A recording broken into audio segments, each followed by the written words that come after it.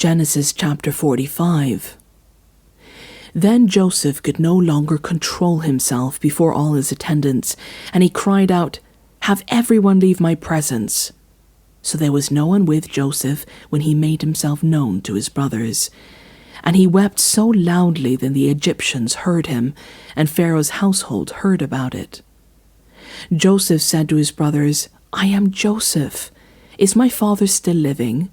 But his brothers were not able to answer him because they were terrified at his presence. Then Joseph said to his brothers, "Come close to me." When they had done so, he said, "I am your brother Joseph, the one you sold into Egypt. And now do not be distressed and do not be angry with yourselves for selling me here, because it was to save lives that God sent me ahead of you. For 2 years now there has been famine in the land, and for the next 5 years there will be no plowing and no reaping. But God sent me ahead of you to preserve you for a remnant on earth, and to save your lives by a great deliverance. So then, it was not you who sent me here, but God.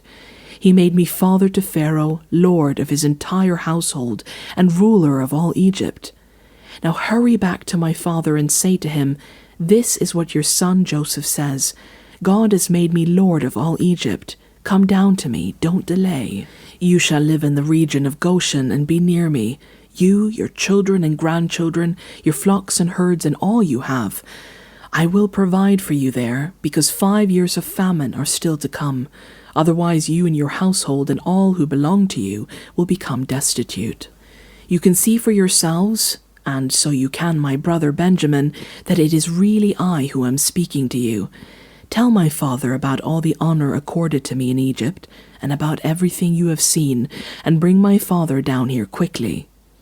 Then he threw his arms around his brother Benjamin and wept, and Benjamin embraced him, weeping. And he kissed all his brothers and wept over them. Afterwards his brothers talked with him. When the news reached Pharaoh's palace that Joseph's brothers had come, Pharaoh and all his officials were pleased.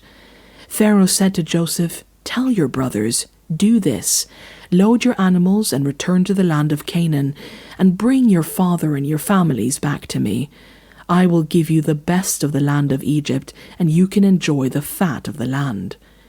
You are also directed to tell them, "Do this. Take some carts from Egypt for your children and your wives, and get your father and come. Never mind about your belongings, because the best of all Egypt will be yours." So the sons of Israel did this. Joseph gave them carts, as Pharaoh had commanded, and he also gave them provisions for their journey. To each of them he gave new clothing, but to Benjamin he gave 300 shekels of silver and 5 sets of clothes.